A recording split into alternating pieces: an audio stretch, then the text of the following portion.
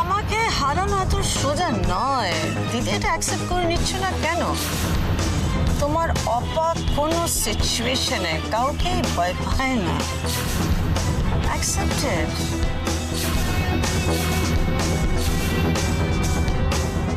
ভয় পাওয়ার টাইমটা এখনো আসেনি ম্যাডাম।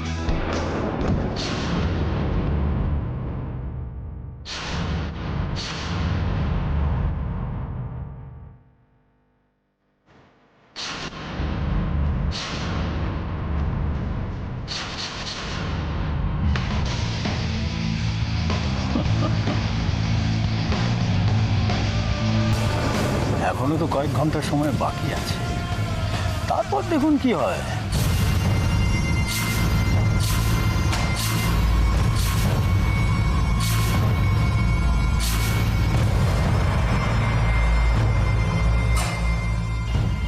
তোমার মা যতটা না করেন তার থেকে বেশি ভয় দেখান, আর আমি যখন কিছু করি তখন লোকে ভয় পায়। আপনি বললেন না যে এখনো কয়েক ঘন্টা বাকি আছে। আপনি কি মনে করছেন যে পুরো খেলাটা অলরেডি আপনার হাতের মুঠোয় চলে এসছে? কোনো সন্দেহ আছে নাকি? বাট মিস্টার ভাদুরী, দাবা খেলায় শেষ চালটা কে দেবে সেটাও তো সময় বলে দেবে।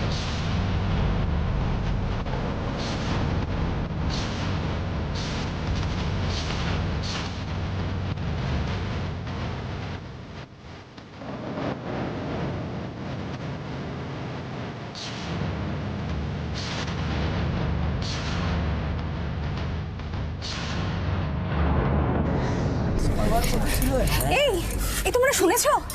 দেখেছো কি দেখাচ্ছে টিভিতে? না তো। না তো। আরে আমাদের রাশি দিদির শ্বশুর বাড়ি আছে না? হ্যাঁ মানে ওই রাইমেনশন। হ্যাঁ হ্যাঁ, আরে রায়মেনশন তো নিলাম হয়ে যাচ্ছে। আরে এ তো হওয়ারই ছিল। অপরায় কোনদিন কারোই ভালো করেছে। বেশ হয়েছে, আমাদের এই বস্তি ভেঙে দেবে বলেছিল না, ওই জন্য এখন নিজেকে ভিটে ছাড়া হতে হচ্ছে।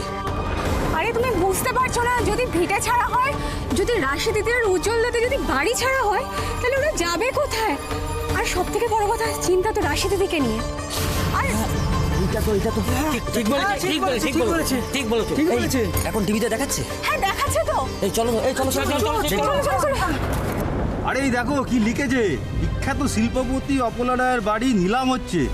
কই দেখো দেখো, এতদিন অনেক ঠকিয়েছেন অপলা রায়, এগুলো তার হচ্ছে পাপের শাস্তি। ঠিকই বলেছো, পাপ তার বাপকেও ছাড়ে না। একদম।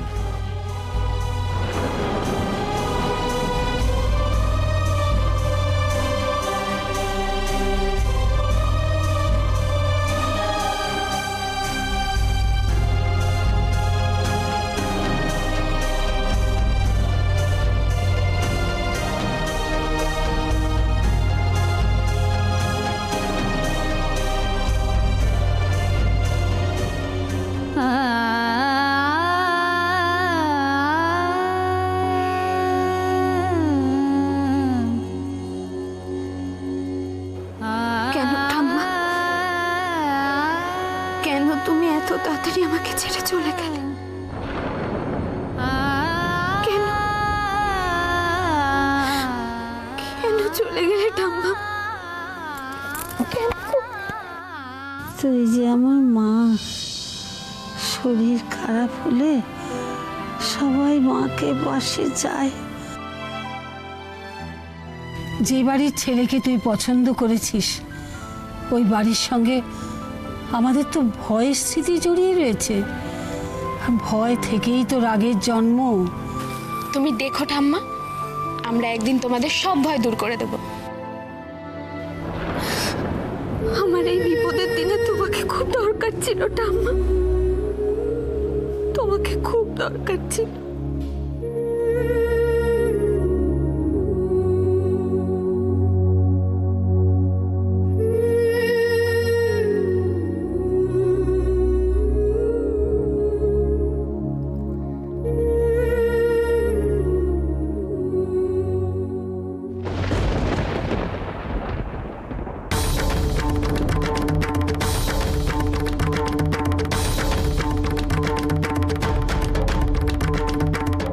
এটা আজ থেকে তোর কাছেই থাকবে।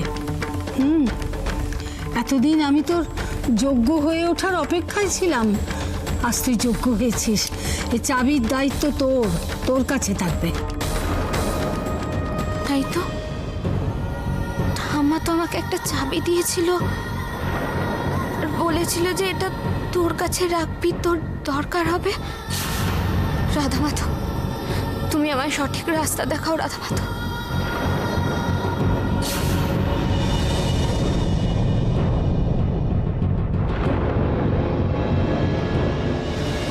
তুই কি ট্রাই করছিস নাকি? হ্যাঁ, আমি তো ট্রাই করছি, ফোনে পাচ্ছি না।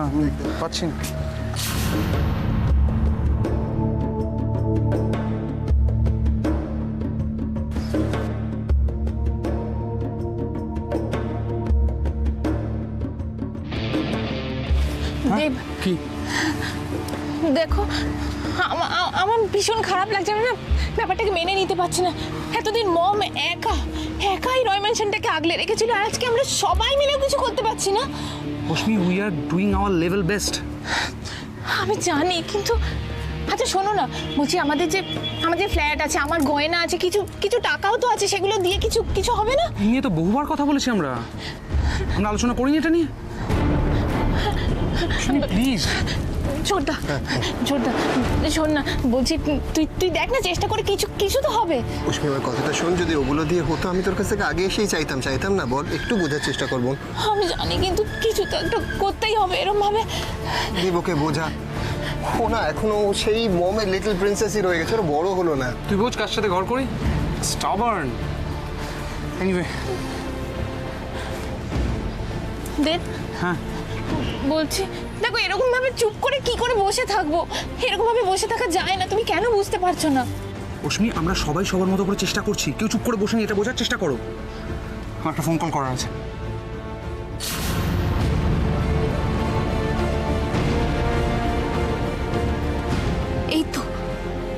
এই তো সেই চাবি। রাধামাধব, আমি জানতাম তুমি আমায় ঠিক রাস্তা দেখাবে। যাই একবার খুলে দেখি কিছু পাই কিনা।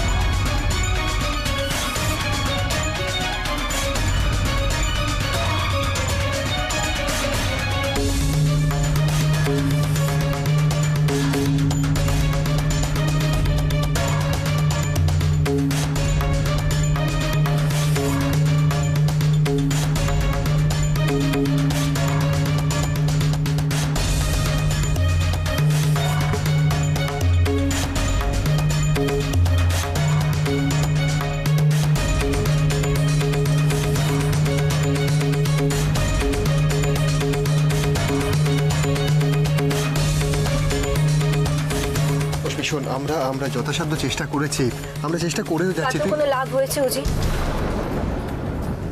সেই তো বাড়ি ছেড়ে চলে যেতে হচ্ছে, তাই না? বৌমনি, তুমি ভাবো তো, আমার দেবশ্মী এত ছোট, ও তো কোনোদিনও জানতেও পারবে না যে ওর মায়ের বাড়ি কিরকম ছিল, কিরকম, ও তো বুঝতেও পারবে না। কষ্ট পেও না অশ্মি, এসব ভেবে আর কষ্ট পেও না।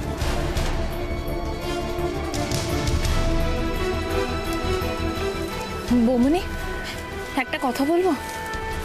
বলো। বলো, আমার কথাটা তুমি রাখবে? কথা রাখার মতো অবস্থায় আছি অশ্মি, নিশ্চয়ই চেষ্টা করবো। বলো। বলছি, মামনি তো তোমাকে ভীষণ ভালোবাসে। তুমি যদি মামনিকে একবার বলো, তাহলে আমাদের রয় ম্যানশনটা ফেরত দিয়ে দেবে না? হ্যাঁ,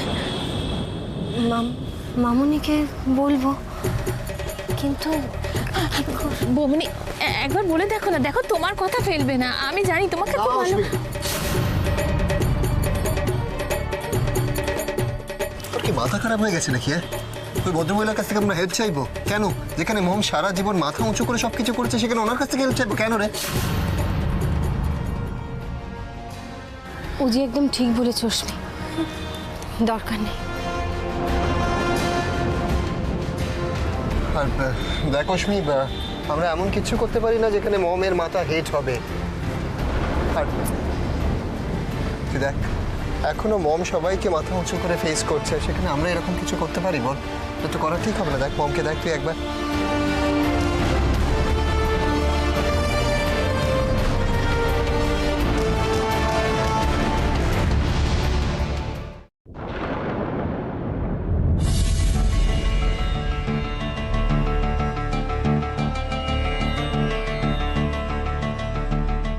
ম্যাডাম, এই রয় ম্যানশন নিলাম হওয়ার পেছনে কারণটা কি? শোনা যাচ্ছে বাজারে আপনার শেয়ার পড়ে গেছে।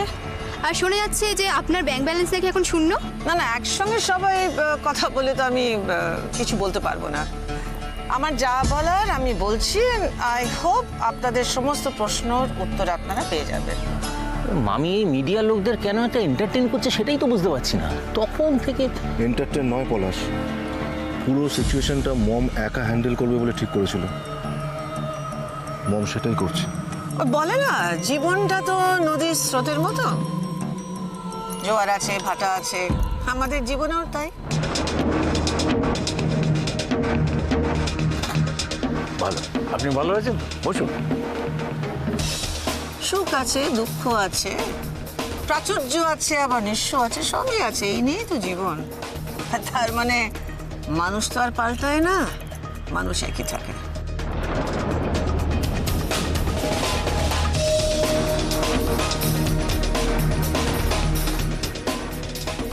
আমি অপলা রায় ছিলাম, আজ আছি, আর ভবিষ্যতে থাকবো।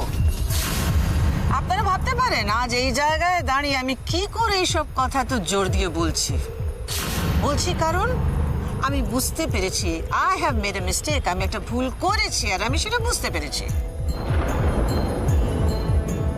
দেখুন, আমি কিন্তু বুদ্ধি দিয়ে কাজ করি। I use my brain. আমি ইমোশনটাকে বেশি ইম্পর্টেন্স দিই না, আমি ইমোশনসের ওপর চলি না, নট এট অল। যার জন্য আমাকে অনেকের ক্যালকুলেটিভ বলে। Fair enough, I am calculative. কিন্তু সেই ক্যালকুলেশনই আমাকে সাফল্য দিয়েছে। Today I am successful because I use my brain and not my heart.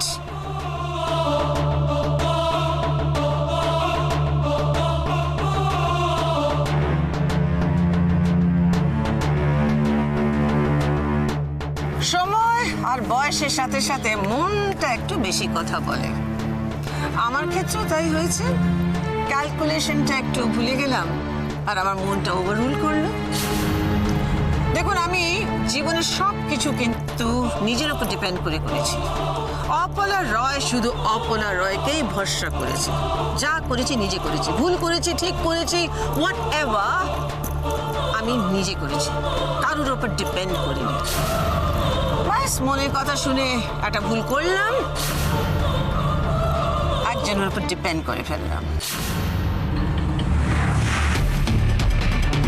যাকে আমি ভরসা করেছি সে আমার ভালোবাসা, আমার বিশ্বাসের সুযোগ নিয়ে আমার পিঠে ছুরি মেরেছে।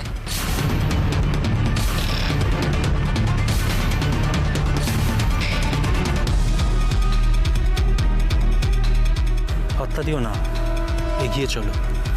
শখ পেয়ে যাতা বলছে, চলো। একটা কথা বলে দিই, বাঘ ট্রাপে পড়লেও কিন্তু বাঘই থাকে, বেড়াল হয় না। আর যারা এইসব প্ল্যান করছে তাদের বোঝা উচিত অপলা রয় এসবকে ভয় পায় না।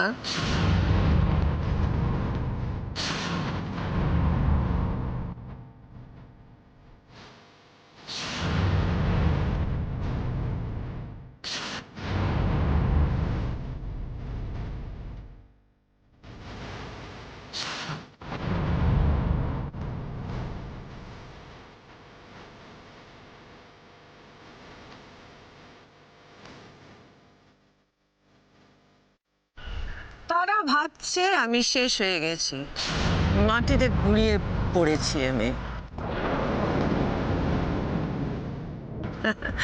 অপরাধকে মাটিতে গুড়িয়ে ফেলা অত সোজা নয়।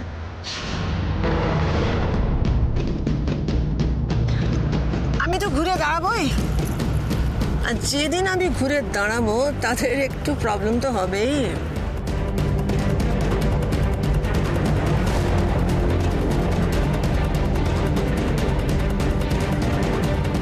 কি হলো? কি এত ভাবছো? চলো। আরে কোথায় ছিলে তোমরা? সরি স্যার, দেরি হয়ে একটু দেখে গেল। বসো বসো, এক্ষুনি শুরু হয়ে যাবে। বস।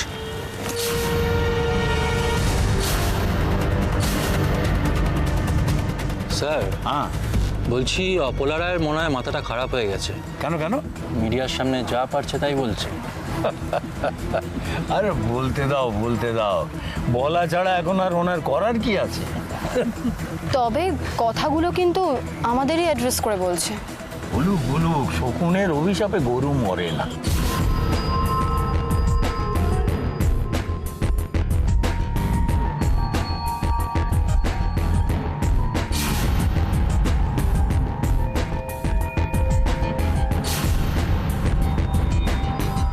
বাঘ ট্রাপে পড়লেও কিন্তু বাঘই থাকে, বেড়াল হয় না।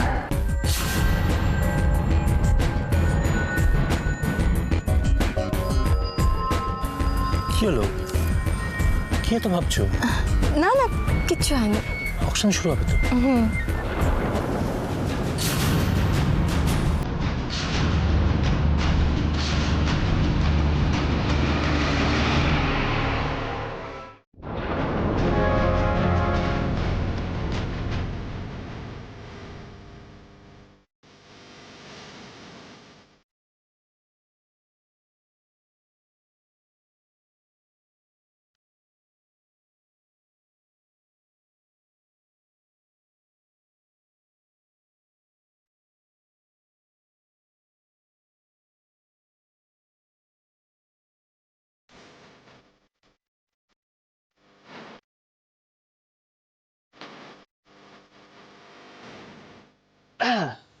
উপস্থিত সকলকে স্বাগত জানিয়ে বিখ্যাত শিল্পপতি এবং মিনিস্টার অপলা রয়ের বাড়ি রয় ম্যানশন নিলামের কাজ শুরু করছি।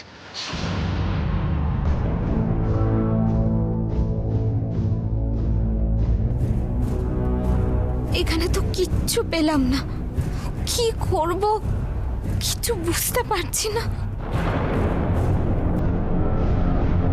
এর মধ্যে তো খালি জামা কাপড়, বাসন কোসন, গয়নার পুটলি, এছাড়া তো আর কিচ্ছু নেই।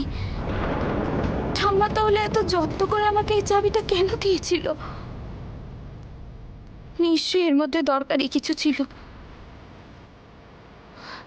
কিন্তু জিনিসটা কোথায়, কি করে পাবো আমি, কি করে পাবো?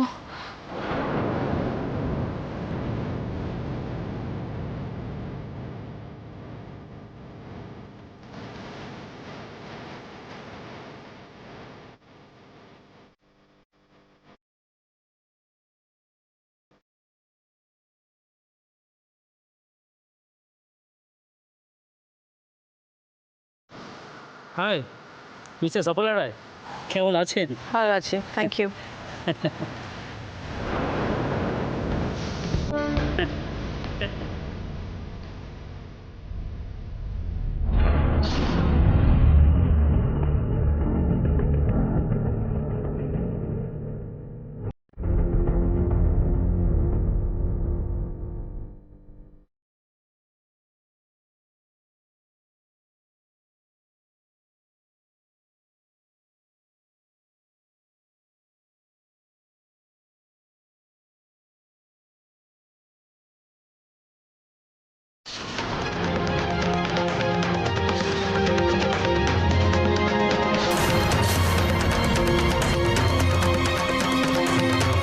হ্যালো মিসেস গার্ডিয়া। হ্যালো, কেমন আছেন আপনারা? ওকে, আমি জানি যার হাতে টাকা, পাওয়ার, সোসাইটি তার কাছে। আই নো এটা আমার bad phase, I am down, তাই সবাই এভাবে ব্যবহার করছে আমার সঙ্গে। Well, I have to overcome this. I have to overcome this. The dinta ashe when I'm going to show everybody exactly who am I.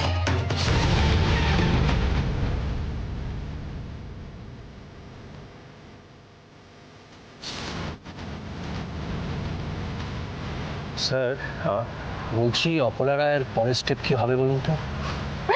আর পরের স্টেপ সব কিছুই তো শেষ। কারেক্ট। তবে আমার না একটা ব্যাপার নিয়ে খুব টেনশন হচ্ছে। সকাল থেকে একবারও রাশিকে দেখলাম না, কোথায় গেল? আরে রাশি থেকেই বা কি করতো?